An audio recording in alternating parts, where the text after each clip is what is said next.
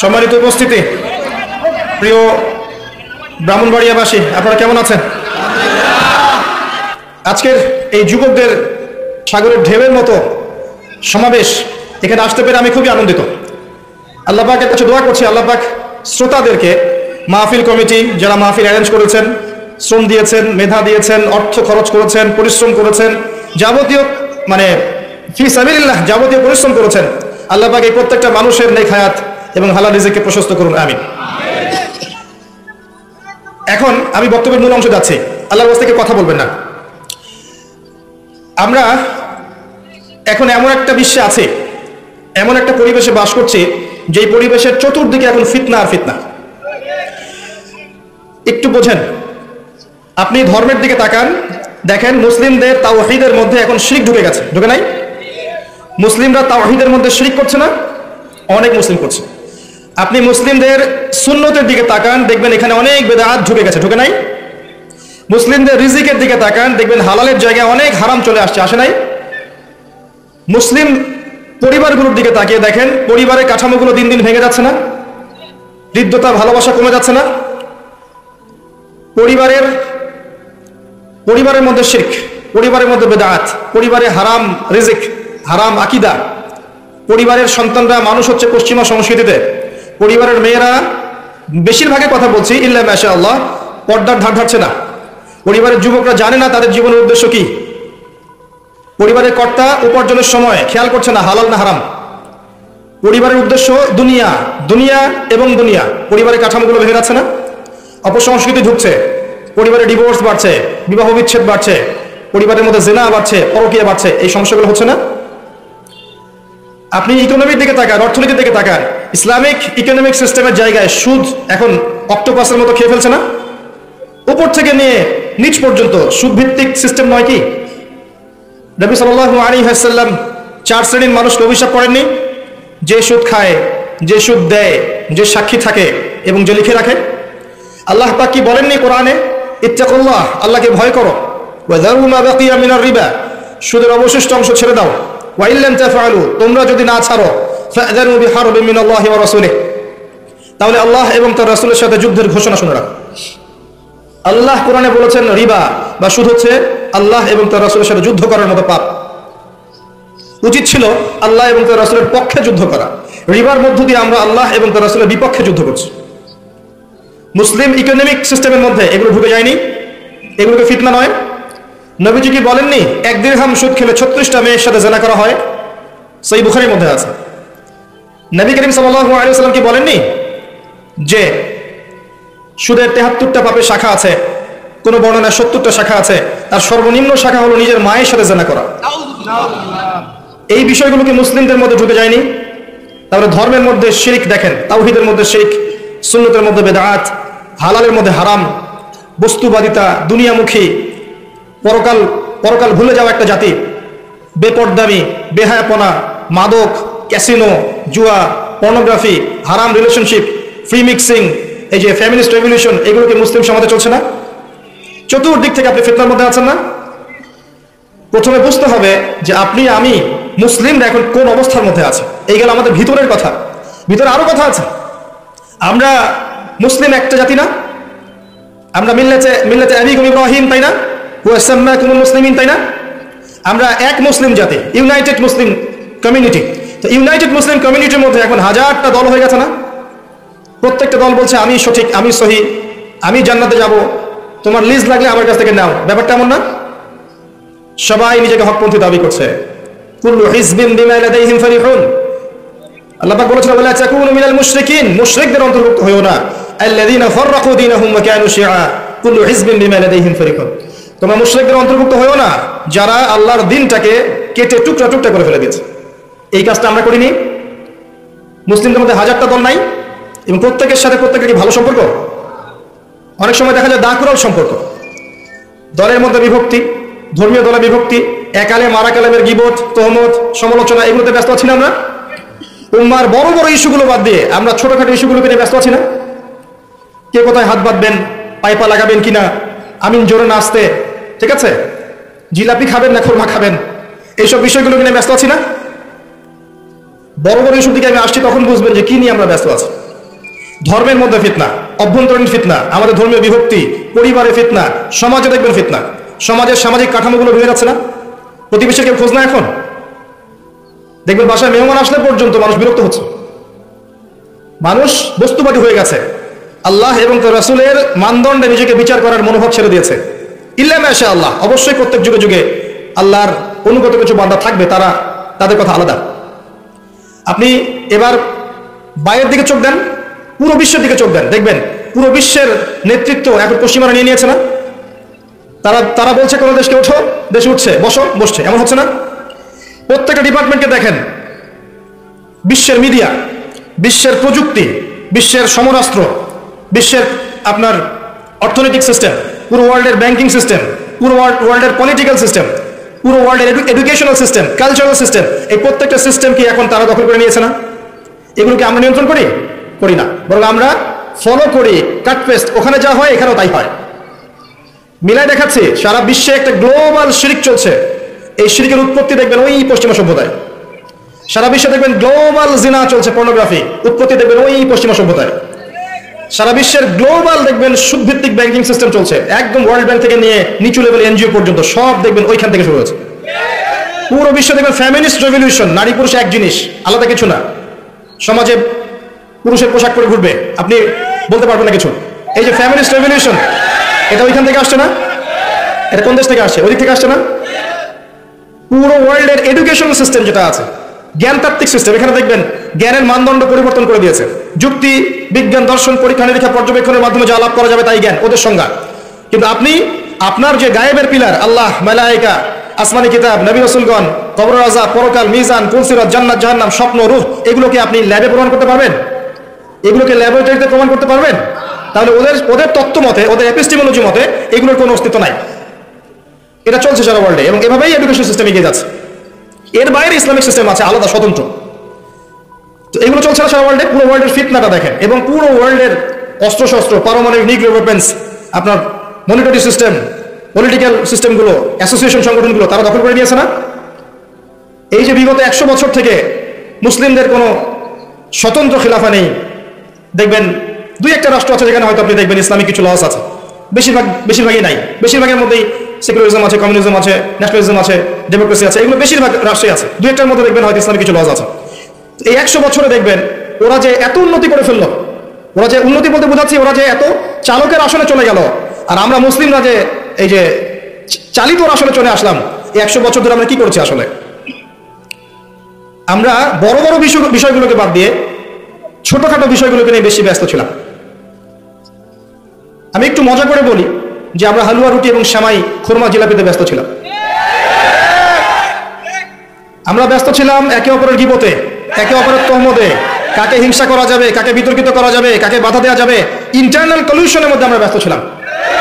এই ফাঁকে ruling state ছিল একবার ব্রিটেন, সে অবসর নিল, তার জায়গায় চলে আসলো আমেরিকা, সে এখন অবসর নিচ্ছে, তার জায়গায় চলে আসছে এখন ইসরায়েল, সে সারা ওয়ার্ল্ডকে এখন রুল করছে। এবং সারা বিশ্বের দিকে তাকিয়ে দেখবেন বেশিরভাগ মুসলিম কান্ট্রিতে মুসলিম মা, মুসলিম বোন, মুসলিম বাচ্চাদেরকে পাখির মতো গুলি করে হত্যা করা হচ্ছে। আমরা মেজর ইস্যুগুলোকে বাদ দিয়ে মাইনর ইস্যুগুলোকে নিয়ে এত বেশি ব্যস্ত ছিলাম। যেমন দেখেন আজকের এই মাহফিলের মেজর ইস্যু হচ্ছে লেকচার, আর কোথায় বসবো, কোথায় দাঁড়াবো, এই বিষয়গুলো মাইনর। আমরা মাইনর ইস্যুগুলোকে নিয়ে বেশি ব্যস্ত থাকি, মেজর ইস্যুগুলোকে নিয়ে ব্যস্ত থাকি না। এখন কি করবেন? এই বিষয়টা কি চলতেই থাকবে? সুসংবাদ হচ্ছে যে না, এমন অবস্থা চিরকাল থাকবে না। বলেন আলহামদুলিল্লাহ। কিভাবে থাকবে না? আল্লাহ পাকের একটা সুন্নাহ আছে। আমি যতটুকু কোরআনের ছাত্র হিসেবে দেখেছি, আল্লাহ পাকের একটা সুন্নাহ আছে। সুন্নাহ হচ্ছে যে আল্লাহ রাব্বুল আলামিন নির্দিষ্ট একটা সময় দেন প্রত্যেকটা যুগের জন্য, প্রত্যেকটা কওমের জন্য, সম্প্রদায়ের জন্য। ফাইদা জাআ আজালুহুম, যখন তাদের সময় শেষ হয়ে যায়, লা ইস্তাখিরুনা সাআতা ওয়া লা ইস্তাকদিমুন, আল্লাহ পাক এক মুহূর্ত বাড়ান না, এক মুহূর্ত কমান না। তাই এই পুরো বিশ্বে যা চলছে, বিশ্বে অর্থনীতিতে, সমাজনীতিতে, পরিবারে, ধর্মের মধ্যে ফাসাদে, এগুলো চিরকাল থাকবে না ইনশাআল্লাহ। আল্লাহ পাক কি করবেন? আল্লাহ পাক আমাদেরকে সুযোগ দিয়েছেন, মুসলিমদেরকে একটা সুযোগ দিয়েছেন। আপনার কাছে একটা বয়স আছে, 40, 50, 60, 70, 80, 100 হাইয়েস্ট। এর মধ্যে গোল্ডেন টাইম হচ্ছে আপনার 20 থেকে 50। আল্লাহ পাক আপনাকে সময় দিয়েছেন, মেধা দিয়েছেন, বোধ শক্তি দিয়েছেন, আপনার ঘর পর্যন্ত আল্লাহ কোরআন পৌঁছে দিয়েছেন, নবীর হাদিসগুলো পৌঁছে দিয়েছেন। আপনাকে আল্লাহ পাক উলামায়ে কেরামের সোহবত দিয়েছেন, মসজিদ দিয়েছেন, আজান দিয়েছেন, মাদ্রাসা দিয়েছেন, মক্তব দিয়েছেন, আল্লাহ আপনাকে সুযোগ দিয়েছেন দিন শেখার, জানার, বোঝার, দিনের জন্য কাজ করার। এটা আল্লাহ পাক সুযোগ দিয়েছেন। যদি এই সুযোগ আমরা কাজে না লাগাই, কি করবেন আল্লাহ পাক? আল্লাহ পাক আমাদেরকে এই দুনিয়ার জীবনটাতে হয়তো বাড়ি গাড়ি, টাকা পয়সা, আত্মীয় স্বজন, স্ত্রী সন্তান, আপনার ব্যাংক ব্যালেন্স, জমি জমা, স্ট্যাটাস সবই দিবেন। আল্লাহ পাক হয়তো সবই দিবেন, কিন্তু আমরা যদি দায়িত্ব পালন না করি দিনের ক্ষেত্রে, আল্লাহ পাক কি করবেন জানেন? ইস্তাবদিল কওমান গায়রাকুম, আল্লাহ পাক এই কওমটাকে সরিয়ে দিবেন, এই অপদার্থ কওমটাকে সরিয়ে দিবেন এবং অন্য কওমকে হেদায়েত দিয়ে এই জায়গায় নিয়ে আসবেন। অমুসলিমদেরকে হেদায়েত দিয়ে আল্লাহ পাক ইসলামের ছায়াতলে নিয়ে আসবেন। সুম্মা লা ইয়াকুনু আমসালাকুম, এরপর তারা তোমাদের মতো হবে না। আপনি কি চাচ্ছেন যে আল্লাহ সরিয়ে দেখে আমাদেরকে দিয়ে অন্যদেরকে হেদায়েত দিয়ে জায়গায় নিয়ে আসুক? বিশ্বের দিকে তাকিয়ে দেখেন, প্রচুর মানুষ পশ্চিমার এই যে ইউরোপে, জার্মানিতে, ব্রিটেনে, ফ্রান্সে, আমেরিকায়, অস্ট্রেলিয়ায়, আফ্রিকায়, বিভিন্ন কন্টিনেন্টে দেখবেন প্রচুর মানুষ এখন মুসলিম হচ্ছে না? প্রচুর মহিলা যারা একসময় ধর্ষণের শিকার হয়েছিল, পশ্চিমাদের এই নারী ভোগের গোলক ধাঁধায় পরে নিজের ইজ্জত খুইয়েছে, এরকম প্রচুর নারী দেখবেন এখন ইসলাম কবুল করে পর্দার মধ্যে এসেছে। তারা বুঝতে পেরেছে ইসলামেই শান্তি আছে। এই যে মানুষগুলো ইসলাম কবুল করলো, এদেরকে কি তরোয়াল দেখিয়ে ইসলাম কবুল করিয়েছি আমরা? জুলুম করে কবুল করিয়েছি? এরা সবাই সাক্ষ্য দিচ্ছে ইসলাম তরবারির জোরে ছড়ায়নি, সৌন্দর্য দিয়ে ছড়িয়েছে। আজও যদি আমরা ইসলামের সৌন্দর্য মানুষের সামনে তুলে ধরতে পারি, আপনি দেখবেন দলে দলে অমুসলিমরা ইনশাআল্লাহ ইসলাম কবুল করবে।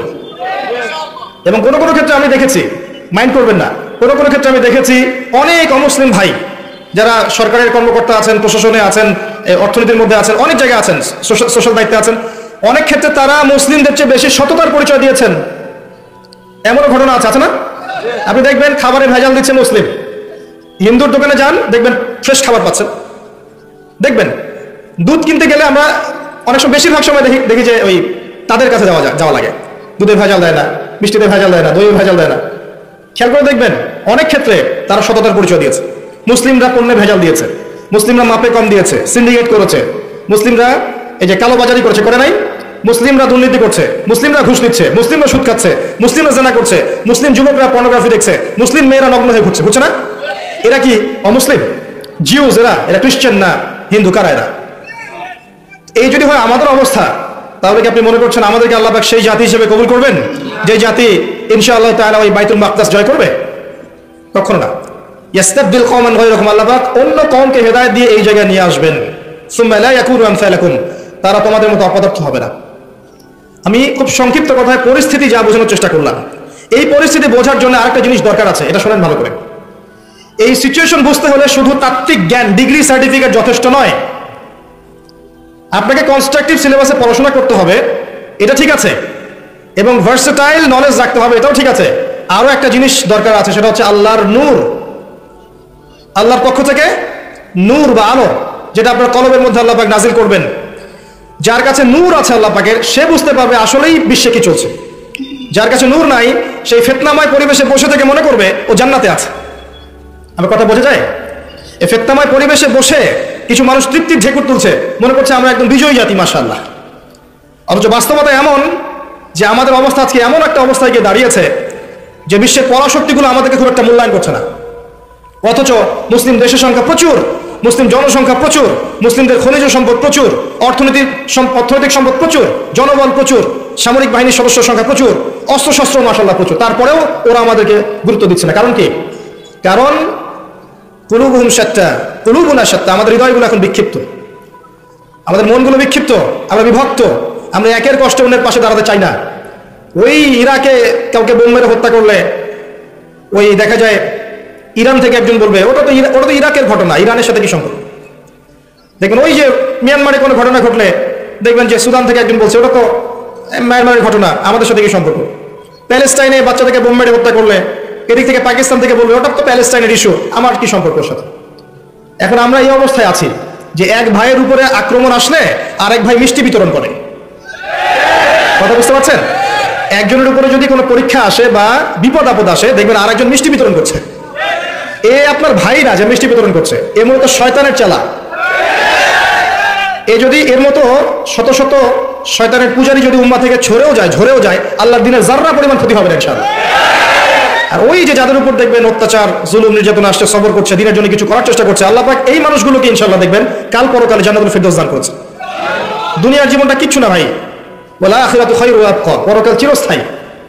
এখানে একটু কম খান, না একটু কম ঘুমান, একটু কম টাকা পয়সা পেয়েছেন, কম ব্যাংক ব্যালেন্স আছে, কিন্তু আপনি আল্লাহর তাওহীদে আছেন, সুন্নতে আছেন, হালাল খাচ্ছেন, দেখবেন ইনশাআল্লাহ ধনীদের চেয়ে 500,000 বছর আগে আপনি হাসতে হাসতে জান্নাতে চলে গেছেন। উম্মার অবস্থা এখন এমন, আমরা বিক্ষিপ্ত। পড়াশোনার ক্ষেত্রে গিয়ে দেখবেন মুসলিম উম্মার প্রায় 80% মানুষ বিশুদ্ধ করে কোরআনটুকু পড়তে জানে না। কোরআন যারা বিশুদ্ধ করে পড়তে জানে বা হিফজ করেছে, তাদের মধ্যে বহু মানুষ দেখবেন কোরআনের অর্থটা বলতে পারছে না। ইয়াং জেনারেশন থেকে তাকেই দেখেন যে তারা জীবনে একটা বারও কোরআন A to Z অর্থ সহ পড়েছে কিনা সন্দেহ আছে। হাদিসে যে কিতাবগুলো আছে, এই কিতাবগুলো তারা ছুঁয়েও দেখেছে না কখনো, সন্দেহ আছে। ইসলামের ইতিহাসে যে বইগুলো পড়ে আছে ইসলামিক ফাউন্ডেশনে, কখনো কিনে পড়েছে কিনা সন্দেহ আছে। ফিকহের বইগুলো পড়েছে কিনা সন্দেহ আছে। ইসলামের অর্থনীতি সম্পর্কে পড়াশোনা করে কিনা সন্দেহ আছে। উম্মার যুব সমাজের আজকে অবস্থা। কিন্তু পক্ষান্তর আপনি দেখবেন এরা ঠিকই মাশাআল্লাহ পর্ন দেখছে, নাউজুবিল্লাহ, এরা ঠিকই মাদক দ্রব্য সেবন করছে, এরা ঠিকই গার্লফ্রেন্ডকে সময় দিচ্ছে, হারাম অ্যাফেয়ার্স করছে, ফ্রি মিক্সিং করছে, ক্যাসিনোতে সময় কাটাচ্ছে, জুয়া খেলছে, পাবজি খেলছে, টিকটক করছে, সব করছে। তো এই যুব সমাজের হাতে আল্লাহ পাক ইসলামের বিজয়ের পতাকা দিবেন? সত্যি আপনার তাই মনে হয়? এরা কি ওই মোহাম্মদ বিন কাসিমের মতো, খালিদ বিন ওয়ালিদের মতো, এরা কি উমর ইবনে খাত্তাবের মতো, এরা কি যায়েদ ইবনে হারেসা, আব্দুল্লাহ বিন রাওয়াহা, জাফর বিন আবি তালেবের মতো, এরা কি আলী রাদিয়াল্লাহু আনহুর সেই সৌর্য বিষয় ধারণ করে? দিনের কল্যাণ চান না আপনারা? দিনের বিজয় হোক, দিন ভালো থাক, ইসলাম ভালো থাক, আল্লাহর জমিনে আল্লাহর দিনটা থাক। এবং এই দিনটা কি মানুষের শত্রু? দিন ইসলাম কি মানুষের শত্রু? দিন ইসলামের একটা বিষয় আছে যেটা মানবতা বিরোধী। দিন ইসলামের একটা বেসিক জিনিস আছে যেটা মানবতা বিরোধী। নামাজ, এই যে রোজা, এই যে কালিমা, এই যে হজ, যাকাত, এগুলো কি উগ্রতা? এগুলোর মধ্যে সন্ত্রাস ভাব আছে, জঙ্গি ভাব আছে। হ্যাঁ, একটা শব্দ নিয়ে সমস্যা সৃষ্টি করে, জিহাদ, তাই না? যখন ক্যান্সার হয়, অস্ত্রোপচারের প্রয়োজন হয়, ইভেন মনে করেন এখন কোনো পরাশক্তি, পশ্চিমা কোনো পরাশক্তি, মনে করেন ব্রিটেন বা আমেরিকা, অন্য যে কোনো কান্ট্রি, ওদের টেরিটরির মধ্যে ওরা যদি ফিল করে যে আমাদের সার্বভৌমত্বের মধ্যে আঘাত এসেছে, ওরা কি চুপ করে বসে থাকবে? ওরা প্রতিহত করবে না? এই প্রতিহত করার অধিকার মুসলিমদের নাই? যদি প্যালেস্টাইনের উপর এরকম হয়, প্যালেস্টাইনিদের অধিকার নাই এটা প্রতিহত করা? যখন সে করবে তাকে আপনি বলবেন সন্ত্রাসী, আমেরিকা করলে বলবেন আপনি মানবতা প্রেমী। এটা কি ধরনের ডাবল স্ট্যান্ডার্ড?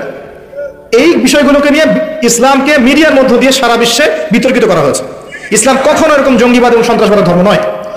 একজন মুসলিম কখনো জঙ্গি সন্ত্রাসী হতে পারে না। রাসূলুল্লাহ সাল্লাল্লাহু আলাইহি ওয়াসাল্লামের আদর্শ দেখে বহু অমুসলিম কাঁদতে কাঁদতে ইসলাম কবুল করেছিল। আমাদের নবী সাল্লাল্লাহু আলাইহি ওয়াসাল্লাম জীবনে একটা দিনও যুদ্ধের মাঠেও কোনো অমুসলিমকে হত্যা করেন নাই, আমার জানা মতে। আমি ভুল হতে পারি, আমার জানা মতে একটা দিনও তিনি কোনো মুসলিমকে গলা কেটে হত্যা করেছেন আমি কোনো নজির পাইনি এই পর্যন্ত। যদি পেয়ে থাকেন আমাকে জানাবেন। আমরা সেই নবীর উম্মাহ, ইসলামের সৌন্দর্য দিয়ে, ইসলামের মাধুর্য দিয়ে, ইসলামের সততা দিয়ে ইসলাম যুগে যুগে সারা বিশ্বের বুকে রাজত্ব করে বেরিয়েছে। এই তো বিগত 100 বছর আগেও এই যে অটোমান এম্পায়ার ছিল, তখন পর্যন্ত সারা ওয়ার্ল্ডে দেখতেন ইসলামের একটা শেল ছিল না? এখন সেটা নাই। মিসকিন অবস্থায় আছেন, না কোনো ঐক্য আছে, না কোনো আমির, না কোনো ইমারাহ, কিছুই নাই। এর মাঝখানে কিছু কিছু আল্লাহর বান্দা বিভিন্ন জায়গায় বিশ্বে চেষ্টা করে যাচ্ছে, এতটুকুই। বিক্ষিপ্ত হবে, তবে এই অবস্থা চিরকাল থাকবে না ইনশাআল্লাহ। কি হবে সামনে আল্লাহ ভালো জানেন, আল্লাহু আ'লাম বিস-সাওয়াব। সামনে মুসলিমদের উপরে নির্যাতন, নিপীড়ন বলেন, সংকুচিত হওয়া বলেন, এটা বাড়তে পারে, বাড়ার সম্ভাবনা আছে। বিশ্ব এমন একটা জায়গায় দাঁড়িয়ে আছে যে কোনো সময় একটা নিউক্লিয়ার যুদ্ধ হয়ে যেতে পারে, আল্লাহু আ'লাম। আমি নতুন একটা কথা বলতে যাচ্ছি, এটা আগে কখনো বলিনি। আমার মনে হয় কয়দিন পর দেখবেন যে বিশ্বের পরাশক্তিগুলো দাবি করবে অমুক গ্রহটা আমার, এ বলবে না অমুক গ্রহটা আমার, সে বলবে না ওই গ্রহ আমার, সে বলবে এই গ্রহ আমার। আমার কথাটা ইনশাল্লাহ ফলবে, দেখে নিয়েন। এবং তারা মহাকাশ বাহিনী গঠন করেছে অলরেডি। কারেন্ট অ্যাফেয়ার্স পড়েছেন? যারা বিসিএস কোচিং করছেন তারা হয়তো জানবেন মহাকাশ বাহিনী মানুষ কি জন্য গঠন করতে যাবে। স্টার ওয়ারও হতে পারে। বিশ্বের সামনে হয়তোবা মহামারীর যে ক্রাইসিস আল্লাহ ভালো জানেন বাড়তে পারে, আপনার সামাজিক ফিতনাগুলো, অশ্লীলতাগুলো বাড়তে পারে, আপনার যে পেপার মানি ইউজ করছেন এর মান কমে যেতে পারে, আপনার রিবা কেন্দ্রিক সিস্টেমটা পড়ে যেতে পারে, পেট্রোডলার পড়ে যেতে পারে। তবে যাই হোক না কেন, এতটুকু এনশিওর করতে পারি যে ওয়ার্ল্ডের বুকে একটা রাষ্ট্র মাথা তুলে দাঁড়াবে এবং তার ক্ষমতার দাপট সবাইকে দেখাবে, তার নাম ইসরায়েল। এটা হবে আমাদের কারণে, আমাদের এই ঘুমন্ত জাতির কারণে। আরবের কলিজার উপর বসে, আরব রাষ্ট্রগুলোর কলিজার উপর বসে সে বিগত 70 বছরে সারা বিশ্বের অর্থনীতি, রাজনীতি, ফাইন্যান্স, ব্যাংকিং সিস্টেম, টেকনোলজি, প্রযুক্তি সব নিয়ন্ত্রণ করে নিয়েছে। তখন আমরা কি করছিলাম ভাই? হ্যাঁ, সবাই করেনি। অনেক ওলামায়ে কেরাম ছিলেন যারা শুরু থেকে এগুলো মানুষের সতর্ক করার চেষ্টা করেছেন ঠিকই, কিন্তু তাদের মিম্বরগুলো সংকুচিত ছিল, তাদের কণ্ঠস্বরগুলো বৃত্তে বন্দী ছিল, মানুষ শুনতো না, বুঝতো না, মূল্যায়ন করতো না। মানুষ শোনে না, এখনো মানুষ শোনে না, বোঝে না। এখন পর্যন্ত মানুষ বোঝে না, শোনে না কি হচ্ছে সামনে। ওই এখনো পড়ে আছে, একটা ইস্যু তুলে দেন, সারাদিন ইস্যু নিয়ে ফেসবুকে বসে থাকবে, আর কোনো ইস্যুই নাই। একটা ইস্যু তুলে দেন, সারাটা দিন ওখানে বসে থাকবে। মানে এটাই বড় জিহাদের কাছে, কিবোর্ড নিয়ে মুজাহিদ। আল্লাহ সমালোচকদেরকে হেদায়েত দান করুন। দিনের জন্য ভাই কিছু করেন। আপনার প্রতিভা থাকলে আপনি বলেন, লিখার প্রতিভা থাকলে লিখেন, একটা মসজিদ করা থাকলে মসজিদ করেন, একটা মাদ্রাসা করেন, এতিমদের দায়িত্ব নেন, বিধবার দায়িত্ব নেন, নারীদের জন্য কোনো প্রজেক্ট করেন, মা বোনদের পর্দা আনার ব্যবস্থা করেন, ইসলামিক কোনো এনজিও করেন, ইসলামিক ইকোনমিক সিস্টেম লঞ্চ করেন, কৃষিভিত্তিক প্রজেক্ট করেন, কিছু একটা করেন যেটাতে আপনার দিনের উপকার হবে। ওইভাবে বসে সারাদিন ফেসবুকে গুতাগুতি করলে দিনের জীবনে কোনো উপকার হয় না। ফেসবুকে বসে আর সারাদিন যদি সমালোচনা করতে থাকেন, দিনের কোনো উপকার হয় না আদতে। মাঠে নেমে কনস্ট্রাকটিভলি কাজ করে দেখান, একদিন চেয়ারে বসে একটা বক্তব্য দিয়ে দেখান কত বিশুদ্ধ বক্তব্য দিতে পারেন। এই জায়গায় এসে বসেন আগে, তারপর দেখা যাবে যে কত বিশুদ্ধ করে সুন্দর করে কথা বলতে পারেন। এত সহজ না সবকিছু। মাঠে না নেমে সাইড থেকে তালি মারা সহজ। বাংলাদেশ ক্রিকেট টিম খেলবে, আপনারা জানেন যে আমি ক্রিকেটের সাথে একসময় সংযুক্ত ছিলাম। বাংলাদেশ ক্রিকেট টিম খেলবে, দেখবেন গ্যালারির চারপাশে অনেক দর্শক, এটা এইভাবে মারলে ভালো হতো, কাভার ড্রাইভ করলো না কেন, এটা পুল শট খেলা যাইতো, স্লগ ওভার আরো মারতে পারতো, এটা বলতে পারবে। ওর হাতে ব্যাটটা তুলে দেন না, তারপর দেখেন কিভাবে পিটায়। জাতি হিসেবে আমাদের সমস্যা আছে ভাই। সমালোচনা সংস্কৃতি না, কাজ করে কনস্ট্রাকটিভলি কাজ করে জাতিকে এগিয়ে নেন, দেশকে এগিয়ে নেন, উম্মাহকে এগিয়ে নেন, সমাজকে ভালো কিছু দেন, রাষ্ট্রকে ভালো কিছু দেন। ইসলাম সবসময় সবার কল্যাণকামী। কোশ্চিনকালে ইসলাম কারো কল্যাণ চায় না। ইসলাম কখনো কারো কল্যাণ চাবে না। হয়তো আপনি বুঝতে ভুল করছেন, না হলে কিছু মানুষ ইসলামকে বিতর্কিত করছে, কিছু মানুষ ইসলামকে ইচ্ছাকৃতভাবে, উদ্দেশ্যপ্রণীতভাবে বিতর্কিত করছে। আল্লাহ পাক এই ফিতনা ফাসাদ থেকে আমাদের যুব সমাজকে হেফাজত করুন। আমাদের ওলামায়ে কেরামদের মাঝে আল্লাহ পাক ঐক্য দান করুন। আল্লাহ পাক আমাদের মাঝে আপোষে হিংসা, বিদ্বেষ, গীবত, তহমতের সংস্কৃতি বর্জন করার তৌফিক আল্লাহ পাক দান করুন। ঐক্যবদ্ধ হয়ে একটা দেশ, একটা রাষ্ট্র হিসেবে, উম্মাহ হিসেবে ইসলামকে, এই বাংলাদেশকে এগিয়ে নিয়ে যাওয়ার তৌফিক আল্লাহ পাক আমাদেরকে দান করুন। আমিন। তো এখন এই সিচুয়েশনে আপনি কি করতে পারেন? আপনার করণীয় কি? সামনে যা হতে যাচ্ছে আমি একটা এস্টিমেট করতে চাই। ইনশাআল্লাহ তাআলা, ইনশাআল্লাহু আযজা ওয়া জাল, ঈসা ইবনে মারইয়াম আসবেন। কবে আসবেন, কত সালে আসবেন, কি করবেন আমি জানি না, এবং জীবনে আমি কখনো বলিও নি এত সালে আসবেন। বক্তব্য তো পুরো কখনো শুনবেই না, একটা অংশ শুনে ওটা নিয়ে বিতর্কিত করা শুরু করবে। কে জানে কত সালে আসবে, কেউ বলতে পারবে? কখনো বলতে পারবে না। কিন্তু আসবে যে আপনি কি অস্বীকার করতে পারেন? ঈসা আলাইহিস সালাম এসে কি হাই কমোড ইউজ করবেন, কাঁটা চামচ দিয়ে খাবেন? আমাদেরকে ওই যে পশ্চিমারা যেমন সভ্যতা শেখায়, ওরা মনে করে যে ওরা হচ্ছে সভ্য আর আমরা অসভ্য, ওরা তাই মনে করে। ওরা টিস্যু পেপার ইউজ করা শেখায় পানির বদলে, তারপরে হাই কমোড ইউজ করা শেখায়, তারপর ওদের মধ্যে গেট আপ শেখায়। মানে সবাই ওদের ফটোকপি হতে হবে আর কি। যতক্ষণ ফটোকপি হচ্ছেন না, আপনি ইউ আর নট সিভিলাইজড, আপনি আনসিভিলাইজড ওদের বক্তব্য অনুসারে। ঈসা ইবনে মারইয়াম কাঁটা চামচ দিয়ে খাবেন না, হাত দিয়েই খাবেন। তিনি মাটিতে বসেই খাবেন ইনশাআল্লাহ, এবং তিনি আঙ্গুল চাটবেন, প্লেট চাটবেন ইনশাআল্লাহ।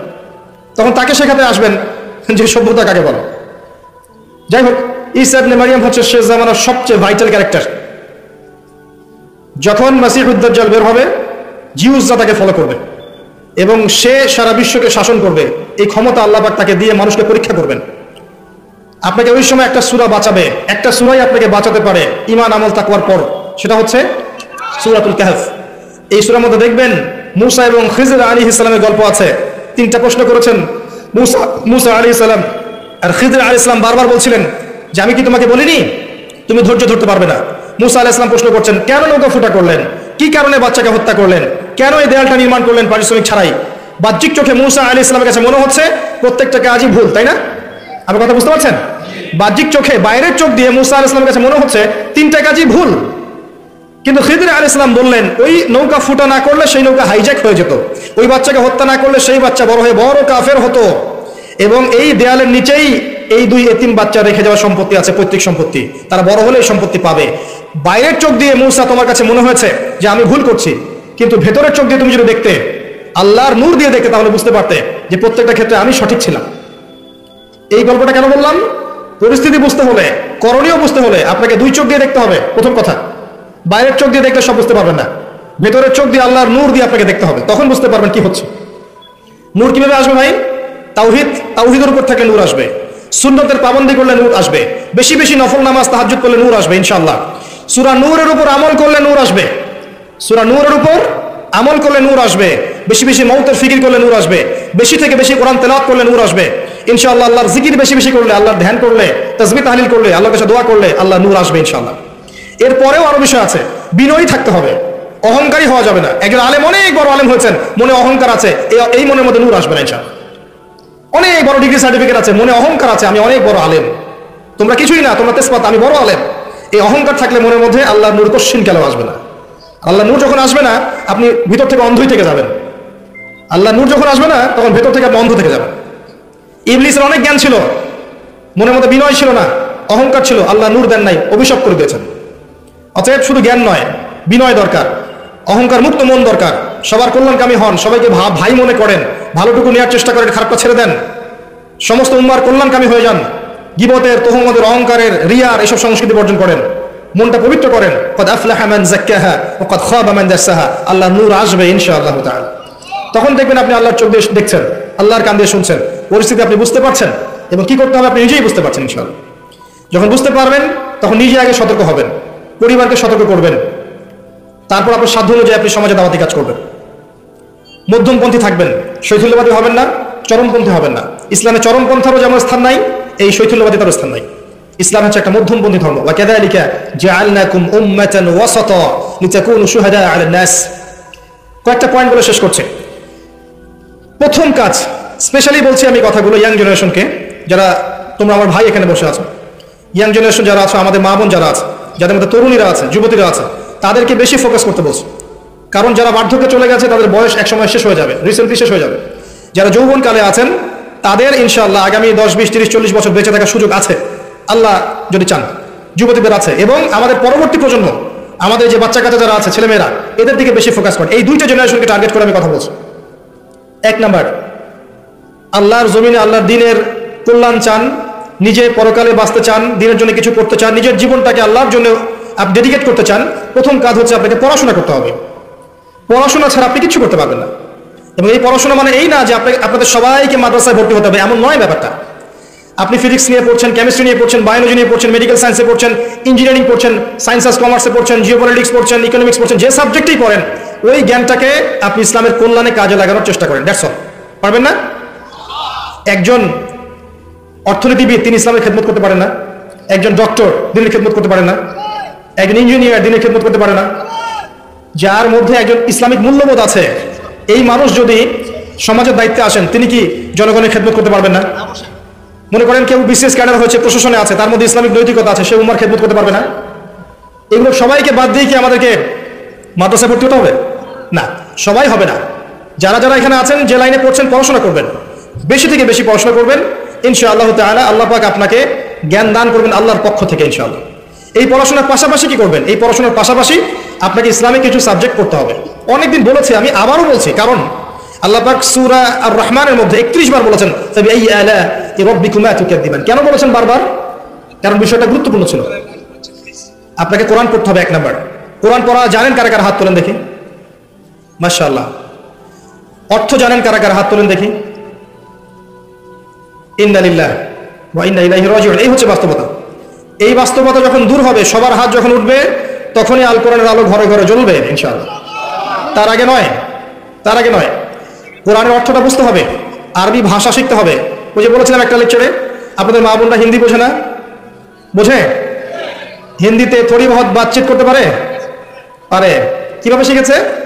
মিডিয়া দিয়ে, সিরিয়াল দিয়ে, মুভিজ দিয়ে, সং দিয়ে শিখেছে না?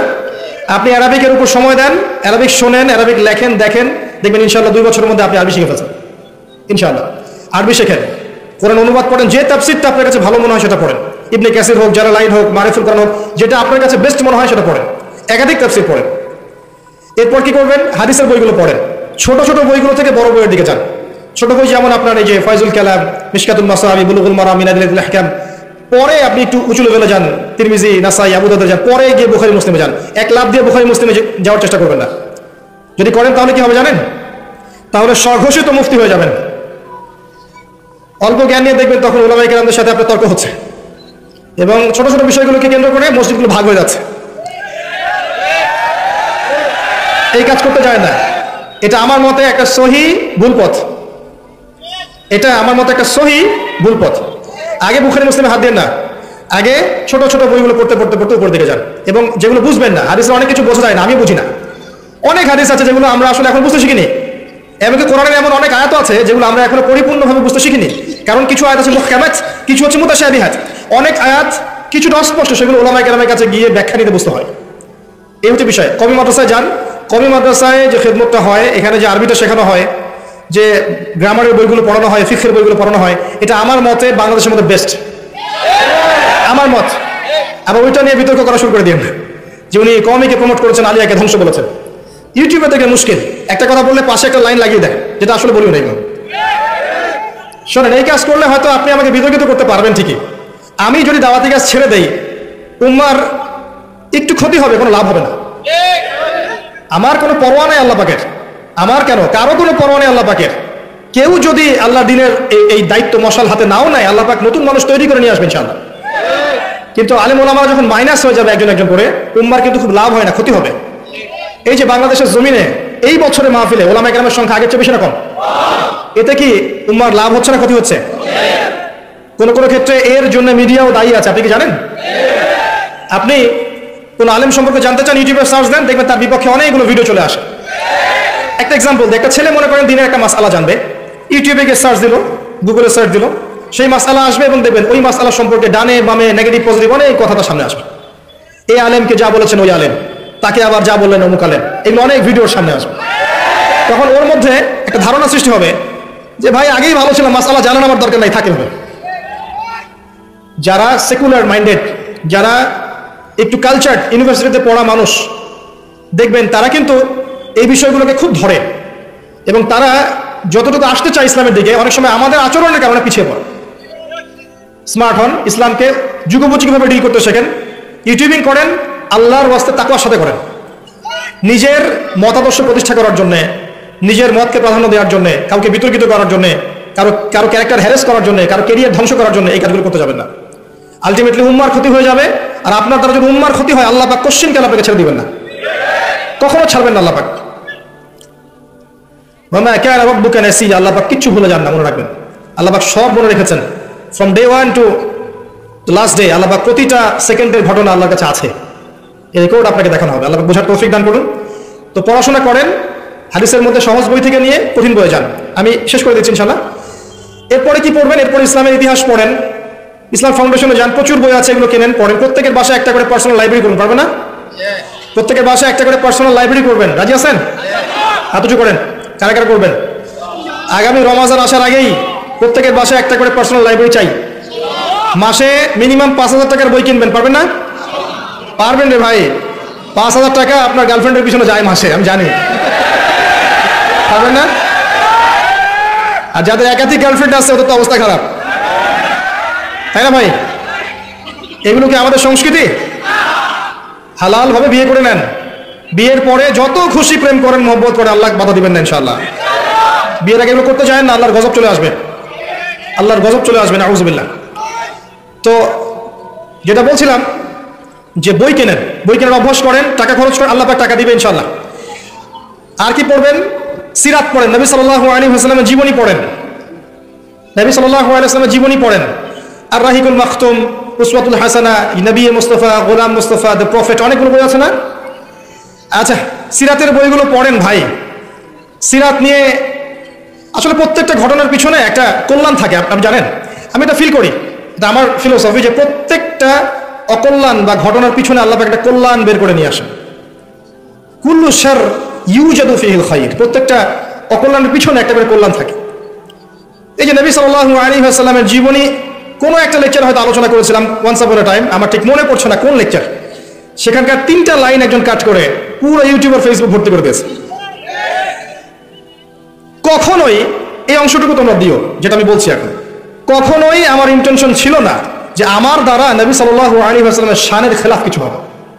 বরং যদি নবীর জন্য জীবন দেওয়ার প্রশ্ন আসে, তোমার আগে আমি দাঁড়াবো ইনশাআল্লাহ, তোমার আগে আমি সামনের কাতারে দাঁড়াবো ইনশাআল্লাহ যদি নবীর জন্য জীবন দেওয়ার প্রশ্ন আসে। একজন লিখেছে, আমি নাকি বলেছি যে নবী সাল্লাল্লাহু আলাইহি ওয়াসাল্লাম নবী হওয়ার যোগ্যই ছিলেন, নাউজুবিল্লাহ। আল্লাহর কসম করে বলছে এই কথা জীবনে আমি কথা বলি। এই কথাটাকে দিয়ে বিতর্কিত করেছে। আমি এতটুকু বলবো যে আমি সচরাচর মানুষের নামে বদদুয়া করি না, যে কাজ্জাব এই কাজটা করেছে আল্লাহ পাক যেন তার এই মিথ্যার প্রতিদান তাকে দান করে। 2 নম্বর যে লাইনটা দিচ্ছিল যে আমি বলেছিলাম তিনি ভয় পেয়ে গিয়েছিলেন, এরকম বলেছিলাম ফিতরাতুল ওয়াহির সময় গ্যাপ ছিল একটা ওয়াহি, তিনি ভয় পেয়ে গিয়েছিলেন, কয়েকবার পাহাড়ের চূড়ায় উঠে তিনি নিজেকে ফেলে দেওয়ার চেষ্টা করেছেন, এমন একটা কথা বলেছিলাম। আল্লাহর কসম করে বলছি যে এই কথাটা বলার মধ্য দিয়ে আমার ইন্টেনশন কখনো এমন ছিল না যেখানে নবীর শানের খেলাফ কিছু হচ্ছে। এবং এই কথাটা বলার জন্য আমি প্রকাশ্যে স্ট্যাটাস দিয়ে সবার কাছে ক্ষমাও চেয়েছি। তবে এতটুকু জানা উচিত যে কথাটা আছে কোথায় বা কোত্থেকে বলা হয়েছে। আপনি এই যে সিরাতের যে বইগুলোর নাম বললাম, ম্যাক্সিমাম সিরাতের বইয়ের মধ্যে এই গল্পটা আছে। আপনি আর রাহিকুল মাখতুম বইটা পড়েন, দেখবেন এটা আছে রাহিকুল মাখতুম বইয়ের মধ্যে, অন্য অনেক বইয়ের মধ্যে আছে, যারা পড়েছেন আপনারা সবাই জানেন। কিন্তু রাহিকুল মাখতুম বইটা 1187টা বইয়ের মধ্যে প্রথম স্থান অধিকারকারী বই, আমার কথা শোনেন। আর রাহিকুল মাখতুম বইটা রাবাতে আলেম আল ইসলামিয়ার কম্পিটিশনে 1187টা পাণ্ডুলিপির মধ্যে ফার্স্ট প্রাইজ পাওয়া বই আল্লামা সফিউর রহমান মুবারকপুর রাহিমাহুল্লাহ। এই বইয়ের মধ্যে এই ঘটনাটা আছে এবং এই ঘটনাটা সহিহ বুখারীর মধ্যে একটা রিওয়ায়াতে এসেছে, যদিও বা রিওয়ায়াতের সনদে দুর্বলতা আছে। এখানে এটা সরাসরি নবীর কথা নয়, আয়েশা রাদিয়াল্লাহু আনহার কথা নয়, যেটা আমার জানা ছিল না। যেটা আমার জানা ছিল না সেটার জন্য আমি অবশ্যই অ্যাপোলজাইজ করতেই পারি, যে এই জ্ঞানটা আমার তখন ছিল না। আমি রাহিকুল মাখতুম বইয়ের হাওয়ালা দিয়ে কথাটা বলেছিলাম। এখন কথা হচ্ছে রাহিকুল মাখতুম বইয়ের মধ্যে কিন্তু হাদিসের কোনো তাহকিক নেই। আমার কথাটা শোনেন, যে রাহিকুল মাখতুম বইয়ের মধ্যে এটা আছে আল্লামা সফিউর রহমান মুবারকপুর রাহিমাহুল্লাহর বই, যেখানে ফার্স্ট প্রাইজ পেয়েছে বইটা, এই বইয়ের মধ্যে কিন্তু এই ঘটনার কোনো তাহকিক নাই, কোনো তাহকিক নাই। যেটা সত্য না মিথ্যা, এটার কি মুরসাল নাকি সনদে সমস্যা আছে, কোনো তাহকিক নাই। এতদিন ধরে রাহিকুল মাখতুম বইটা ছাপানো হচ্ছে বিভিন্ন প্রকাশনীতে, 5টা 10টা প্রকাশনী ছাপাচ্ছে, লক্ষ লক্ষ কোটি কোটি কপি রাহিকুল মাখতুম কিন্তু বাজারে আছে। কই এই প্রকাশনা সংস্থা, এই প্রচার মাধ্যম, এই যারা অনুবাদ করেছে তাদের কাউকে তো আপনি কুফরি ফতোয়া দিলেন না, তাদের কারো বিরুদ্ধে তো কোনো কথা বললেন না। যদি কথা বলতে হয় ওই বইটাকে ব্যান করে দেন, তাহলে বইটাকে ব্যান করে দেন। আর যদি কুফরি ফতোয়া দিতে হয় সফিউর রহমান মুবারকপুর রাহিমাহুল্লাহকে কবর থেকে তোলেন, তুলে কাফের ফতোয়া দিয়ে আবার দাফন করে দেন। সুবহানাল্লাহ। উনার বইয়ে কিন্তু কোনো তাহকিক দেওয়া হয়নি, এবং আরো সিরাতের বইগুলোতে এই ঘটনাটা আছে যেটা কোনো তাহকিক দেওয়া হয়নি। আর তাহকিকটা আমরা করার যোগ্যতা সত্যি রাখি না। এই জেনারেল লাইন থেকে যারা উঠে এসেছে এবং যারা তালেবে ইলম, তারা কি সবাই হাদিসের তাহকিক করতে পারে? তারা যখন এই বইটা পড়বে, তাদের সামনে যখন আসবে এই লাইনগুলো চলে আসবে, তারা কি এটাকে বিশ্বাস করবে না? স্বাভাবিক করতেই পারে। তাহলে কি দায়িত্ব ছিল? যে এটাকে কাছে ডেকে নিয়ে বুঝিয়ে দেওয়া যে আসলে এই হাদিসটার সনদে এই সমস্যা আছে, এখানে এই সমস্যা আছে, এখানে সমস্যা আছে, এটা থেকে ফিরিয়ে নেওয়া। কিন্তু এই কাজটা আমরা করতে পারি নাই। আমরা ইন্টেনশনালি কাজটা করেছি। লেকচারের টপিক ছিল হয়তো অন্য কিছু, এখান থেকে 2-একটা লাইন বাছাই করে এটাকে ভাইরাল করা হয়েছে, তার মানে পিছনে কোনো উদ্দেশ্য আছে। তারপরেও আমি পাবলিকলি সবার সামনে, আমি এমন মানুষ নই যিনি ভুলের উপর অটল থাকতে পারি, পাবলিকলি সবার সামনে, আপনাদের সবার সামনে সবাইকে সাক্ষী রেখে, আল্লাহকে সাক্ষী রেখে আমি আমার বক্তব্যের ভুল স্বীকার করছি। যেখানে শব্দ চয়নে হয়তো আমার ভুল হয়ে গেছে, এটা একটা মানুষের পক্ষে হতেই পারে। যে এই চেয়ারে বসেছে তার পক্ষে শব্দ চয়নে মিস্টেক, স্লিপ অফ টাং হতেই পারে। আপনারাও আপনাদের ইতিহাস ঘেটে দেখেন যে স্লিপ অফ টাং সমস্ত লেকচারদের হয়েছিল কিনা কখনো কখনো। ওগুলোকে যদি মার্ক করে করে জনসম্মুখে আমি মানুষকে হ্যাসেল করার চেষ্টা করি, তাহলে উম্মার উপকারে যাতে ক্ষতি হয়ে যাবে।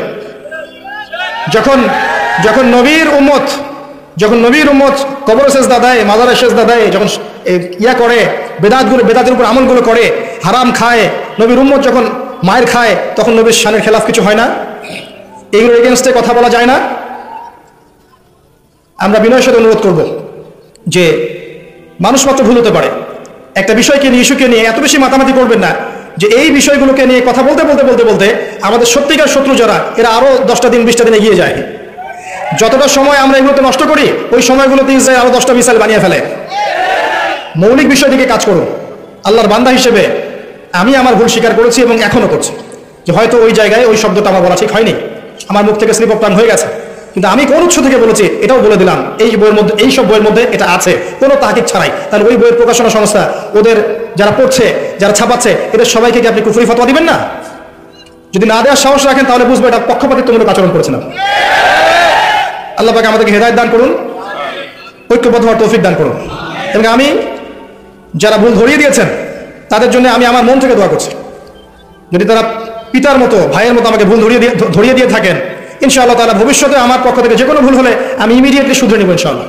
কারণ আমি উম্মাহকে ভালোবাসি, আল্লাহকে ভালোবাসি, তার রাসূলকে ভালোবাসি, তার দ্বীনকে ভালোবাসি। বিশ্বাস করেন, দেখে নিন ইনশাআল্লাহ, যদি কোনোদিন সুযোগ আসে নবীর শানে জীবন দেওয়ার, আপনার চেয়ে আগে আমি দাঁড়াবো ইনশাআল্লাহ। পড়াশোনা করেন প্রিয় ভাই, 1 নম্বর কাজ। আর আমার সাথে আরো কিছু মানুষও দাঁড়াবে ইনশাআল্লাহ যারা সত্যিকার অর্থে নবীকে ভালোবাসে। 2 নম্বর, যারা অনুযায়ী আমল করেন। কোন কোন সাবজেক্ট পড়তে বলেছি? কোরআন, হাদিস, ফিকহ, সিরাত, ইতিহাস, ইসলামিক অর্থনীতি, জিওপলিটিক্স এবং জেনারেল লাইনে যারা পড়ছেন এটা পড়বেন। এরপর জানা অনুযায়ী আমল করবেন, পারবেন না? যতটুকু জানেন এই অনুযায়ী আমল করবেন। এই যে চেয়ারে বসে কথা বলছি, সবচাইতে ডেঞ্জারাস জায়গায় বসে আছি আমি যা বলছি যদি আমি আমল না করতে পারি, কালকে দেখবেন জাহান্নামে আমি চলে গেছি, নাউযুবিল্লাহ। জাহান্নাম উদ্বোধন করা হবে এমন কিছু মানুষদেরকে দিয়ে যার মধ্যে আলেমও আছে। মানুষ বড় আলেম বলবে, বড় কারি বলবে, হাফেজ বলবে, এই জন্য জ্ঞান চর্চা করেছিল, আল্লাহ পাক জাহান্নামে দিয়ে দিবেন। এমন মানুষ আছে জাহান্নামে নাড়ি ভুড়ি বের হয়ে যাবে, চারপাশে ঘুরতে থাকবে। মানুষ এসে বলবে, কি হয়েছে তোমার, কি আমল করেছিলে? সে বলবে, আমি কুনতু আমরু বিল মারুফ, আমি মানুষের সৎ কাজে আদেশ করতাম, কিন্তু আমি সেটা করতাম না। আমি মানুষকে অসৎ কাজ থেকে নিষেধ করতাম, আবার সেটাই নিজেই করতাম। এমন মানুষও জাহান্নামে যাবে যার দুর্গন্ধে জাহান্নামে টিকতে পারবে না। নবী সাল্লাল্লাহু আলাইহি ওয়াসাল্লাম বলেছেন, সে হচ্ছে এমন ব্যক্তি যে তার ইলম দিয়ে উপকৃত হতে পারে নাই, জ্ঞান অনুযায়ী আমল করতে পারে নাই।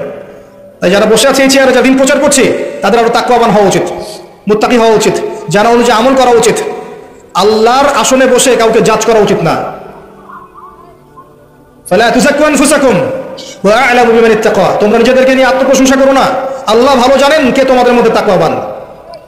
অতএব জানা অনুযায়ী আমল করার চেষ্টা করি। আল্লাহ আমাকে তৌফিক দেখ, আল্লাহ পাক আপনাদের সবাইকে তৌফিক দান করুন। এর জন্য সবচেয়ে সহজ বুদ্ধি হচ্ছে 24 ঘন্টায় নবী সাল্লাল্লাহু আলাইহি ওয়াসাল্লামের সুন্নতের উপর আমল করা। পারবেন না ইনশাআল্লাহ? ইনশাআল্লাহ। একমাত্র ব্যক্তি যে আপনার জন্য কেঁদেছে, আপনাকে ভাই বলেছে, হাউজে কাউসারে দাঁড়িয়ে থাকবেন আপনার জন্য পানির গ্লাস হাতে নিয়ে, যিনি আপনার জন্য সুপারিশ করবেন, আল্লাহর কাছে সেজদায় পড়ে যাবেন, কবিরা গুনাহগার মুসলিমদেরকে সুপারিশ করে জান্নাতে নিয়ে যাবেন, একমাত্র মানুষ মুহাম্মদুর রাসূলুল্লাহ সাল্লাল্লাহু আলাইহি ওয়াসাল্লাম। তার সুন্নত 24 ঘন্টা মেনে চলেন, আল্লাহ পাক তৌফিক ইনায়াত করুন। এরপরে হালাল রিজিক খান, হারামে যায় না, সুদ ঘুষ দুর্নীতি আত্মসাতে যায় না, ছোট্ট হালাল রিজিকে থাকেন, আল্লাহ বরকত দিবেন ইনশাআল্লাহ। হালাল রিজিকের ব্যবস্থা হয়ে গেলে নেককার স্ত্রীকে বিয়ে করেন, আদর্শ ইসলামিক পরিবার গড়ে তোলেন, পরবর্তী প্রজন্মকে ইসলামের জন্য গড়ে তোলেন ইনশাআল্লাহ। এরপরে আপনাকে আল্লাহ পাক যা দিয়েছেন, জান মাল সময় শ্রম এগুলোকে কাজে লাগিয়ে দিনটাকে একটু একটু করে এগিয়ে নিয়ে যাওয়ার চেষ্টা করেন। ক্ষুদ্র ক্ষুদ্র প্রচেষ্টা ইনশাআল্লাহ দেখবেন আগামীতে ইসলামের বড় বিজয় নিয়ে এসে দেবে ইনশাআল্লাহ আযজা ওয়া জাল্লা। আর সবশেষ কথা হচ্ছে ফিজিক্যালি ফিট থাকেন, শরীরের যত্ন নেন, মনের যত্ন নেন, টেকনোলজি থেকে দূরে থাকার চেষ্টা করেন। এত বেশি ফেসবুকিং করবেন না, এত বেশি ইউটিউবিং করবেন না, মাথাটাকে রিল্যাক্স দেন, চিন্তা করার টাইম দেন, প্রকৃতির সাথে মেশেন, ঠিক আছে? পড়াশোনা করেন, মানে যান্ত্রিক হয়ে যাবেন না, মানুষ হন।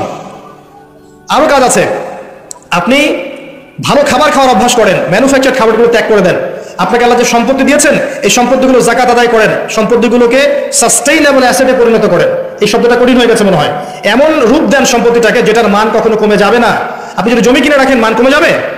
বাড়বে। একটু গোল্ড রেখেছেন, এই গোল্ডের মানটাকে কমবে? বাড়বে। একটু রূপা রেখেছেন, এই রূপার মান কমবে না বাড়বে? ইনশাআল্লাহ বাড়বে। কিন্তু আপনি যদি তেজপাতা রেখে দেন মান পড়ে যাবে, আপনি শ্রম হারাবেন, আপনি মূল্য হারাবেন। এক পর্যায়ে বুঝবেন আমার কথার মর্মটা, এখন হয়তো বুঝতে পারছেন না। আরেকটা কথা বলে শেষ করছি, উম্মাহকে ঐক্যবদ্ধ করতে শেখুন। সমালোচনা সংস্কৃতি নয়, গীবত তুহমত এগুলো থেকে বেরিয়ে আসেন, একে অন্যের পিছনে লাগা বন্ধ করেন, আল্লাহর ওয়াস্তে সবাই ভাই ভাই হয়ে যান, সবার ভালোটাকে গ্রহণ করে নেন, খারাপটা ছেড়ে দেন। ইনশাআল্লাহ দেখবেন ইসলামের সৌন্দর্য দিয়ে, ঐক্য দিয়ে আমরা অমুসলিমদের মন জয় করতে পারবো ইনশাআল্লাহ। এবং অ্যাজ এ নেশন, বাংলাদেশি হিসেবে, বাংলাদেশের মুসলিম হিসেবে ইনশাআল্লাহ আমাদের প্রত্যেক স্তরের মানুষ ঈমান নিয়ে, তাওহীদ নিয়ে, সুন্নত নিয়ে আগামী দিন ইসলামের পতাকা নিয়ে এগিয়ে যাবে ইনশাআল্লাহ আযজা ওয়া জাল্লা। আল্লাহর জমিনে আল্লাহর দ্বীন আবারও কায়েম হবে ইনশাআল্লাহ। এই ফিতনাগুলো দূর হবে ইনশাআল্লাহ।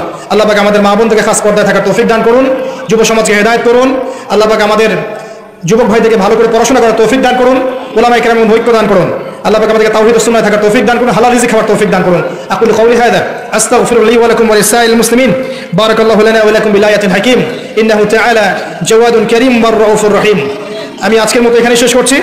আপনাদের ভালোবাসায়, মহব্বতে আমি নিজেকে গর্বিত মনে করছি। জাযাকুমুল্লাহু খায়রান, আহসানাল জাযা।